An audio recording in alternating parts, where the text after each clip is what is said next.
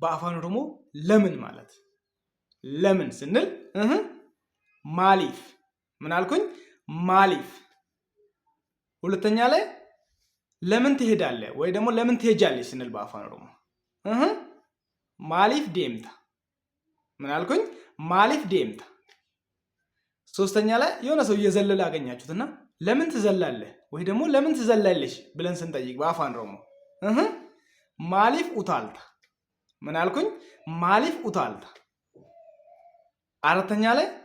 ለምን ትጽፋለህ ወይ ደግሞ ለምን ትጽፋለሽ ስንል በአፋን ኦሮሞ ማሊፍ በሬሲታ